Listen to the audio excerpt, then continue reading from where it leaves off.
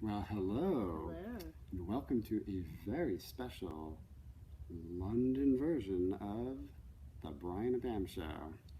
So, what do you think, sweetie? We are broadcasting here in Studio 8 at the London Television Centre on the beautiful, did I say the right way to pronounce the name of the river? Thames. On the Thames River right behind us here. Thames. The Thames, as some Americans would say. And this is the studio of a TV show here called This Morning, which is quite a spectacular production they have going on here. So Pam got to actually watch a full production tape here this morning. What did you think of It was very cool. And they don't even have an audience, so we were like the exclusive audience of maybe like 8 people watching the show. Yeah. So it's very exciting. Speak nice and loud. And but yes, this is where I used to work for back in 1996, 98, 99, around there. And I was the American runner. And boy, did I run around. It was crazy. And he's still very famous here because we've been talking to some people that are still on the show from when he was here back in the day. And they're like, oh yeah, Brian the American, we still talk about you all the time. Who knew? Who knew? When I'm stuck there in my crazy world now, being a stay-at-home dad, which I absolutely love, that people would still be thinking about. Stuck there. And I love. Stuck meaning, a lot of the days kind of blend together. Especially the last 2 weeks when that stomach virus worked its way through our entire house. Actually, just through the kids. We never got it, right? We never got it. So that was pretty amazing. So those are the days I'd say I was stuck there because I couldn't leave the house and I couldn't be around any people I at all. totally understand, honey. You know how it is. I do. So it was good. But here we are in London. How did this even happen, sweetie? Is this amazing that we are here? But I'm thinking that this is going to be the new way. Yeah, I think maybe, we've got enough square footage. We could just take over as the new, official patrons of Studio 8 here in London. Think they'd mind? Yeah, I do. Yeah, they've got some pretty fancy cameras. I think you might be famous, but I don't think you're that famous. Right. Can't just take it over just like that. So it's a pretty interesting place to have. That's for sure. So you can see, I think you can see a little bit above us, the camera. You can see the studio lighting here, and also have quite a setup of cameras. It's a little intimidating. Just a little bit. It's not quite like our backyard setup. Table. Right. So, but this is But great. it's cool. I could get used to it. You like this video? I think so, yeah. So, tell us how this whole crazy now. This is a true story. How Pam and I ended up here in London. So one night, 2 weeks ago, right? 2 weeks ago, right? I knew Brian's birthday was coming up, so I asked him. If you haven't wished me a happy birthday yet, it's not too late. Don't worry. No, and wait till he gets home because it's racking up a huge bill. Yes, I'm getting lots of birthday wishes in London.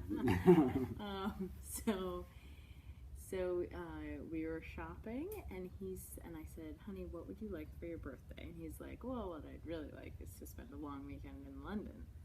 Because it's been many years. And I was like, oh, that's so funny. I was joking around. I don't think, that's what I really expected he to get me.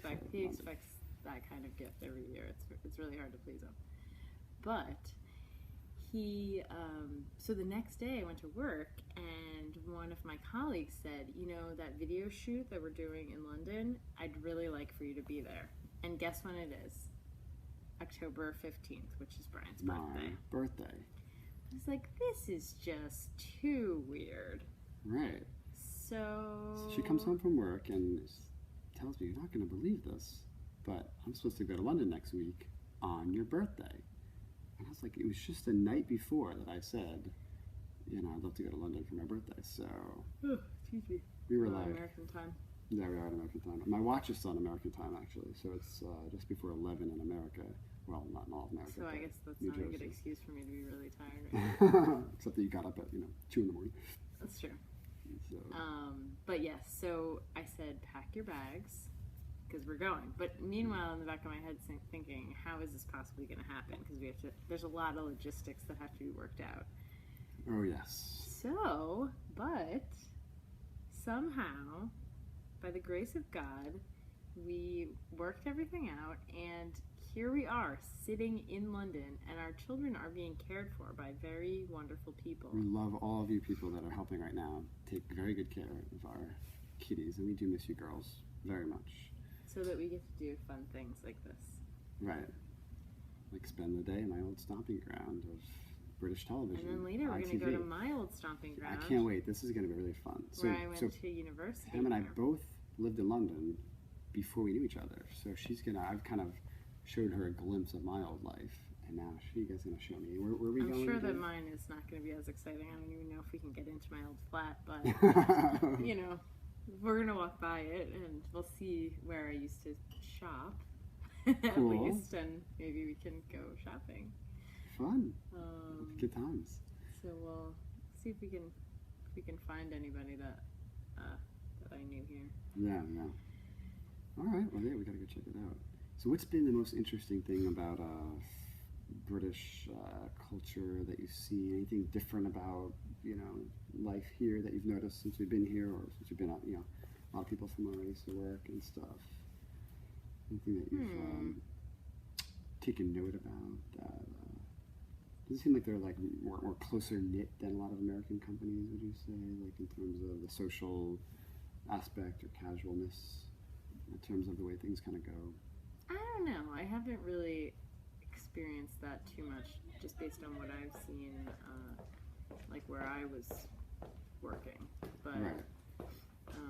But I can tell that you guys were really close here on this show. So it was a real team. It was really like a real team feeling, and it was a lot like a real camaraderie between all the staff and everything. We used to go out and hang out a lot together outside the show, so I feel like I never had that experience when I went back to America. I feel like that was very much a cultural thing here in Britain that, I don't know, it just felt like the social and work lines were less defined, maybe? Maybe, yeah. And so that's one thing I have to say that I loved about being over here. So, and plus I was exclusively different because I was the American working here, so in a way I kind of felt like, I guess I was a novelty being the only American on the staff, so I occasionally... Brian the American. Brian the American, as his name here. That's what they said on air, Richard Medley, a couple times. So one of the things, like I made big mistakes, like I used to figure out which dressing room each person would go to on the staff, and we'd get a run sheet the morning beforehand of where, who's going to be on the show, and I'd have to organize which dressing room they were going to go in. So this particular day, I saw on the run sheet that there was going to be something about Albert Dock. So I asked somebody next to me if Albert Dock needed a dressing room. Apparently, Albert Dock is not a person, but a location. Albert Dock on a wharf on the water in Liverpool, and they were cutting to a segment in Albert Dock. And I asked if Albert Dock would need a dressing room, so they did not let me forget. I asked if Albert Dock would be required a dressing room. It makes sense. Yes, so every one of those. A couple of highlights. What else? Oh, and then there was a show over here called Blue Peter. So Blue Peter is like I think a children's show that's been on for many, many years. And one of the senior members of the show, I'm sorry, I can't remember her name, that's been on the show for many, many years, came on, and I saw Blue Peter, and they had a special place we used to put the bands when they came on. So I said, "Oh, are you with the band?" And she said, "The band?" And she's like, "I guess we're kind of like a band, but So I was going to put her in the wrong spot. So it's a little British, little sayings. Like, what was the thing I said to you the other day? I asked her Pam to translate this statement. Like, somebody said this right down the hall here. Somebody said almost this exact phrase to me. He said, what did they say? They said, "Brian, can you run after that chap in the Mac and catch him before it starts chucking it down outside and before that guy drives away in his lorry?" And I was like, "What?" It was like those are like two sentences, but really fast. Yeah, like, "Brian, run after that chap in the Mac and catch it before it starts chucking it down outside, and catch it before it drives away in his lorry." And I didn't know what many of those words were. So over time, I've learned. So have you remember how to translate that? Go after that guy in the overcoat. Yeah, coat. Before it starts raining really hard and he gets in his truck. Very good. See, I'm teaching Pam some British terms. So, Well, we'll see what happens today. We're going to go off and explore a couple other places, but we're excited to be back in the old stomping ground in London. And we wish you well. Miss you, girls. Miss you, girls. Thank you, Mom, and the whole host of other people that are taking good care of our kids. And we'll be back stateside pretty soon. All right. Bye, guys.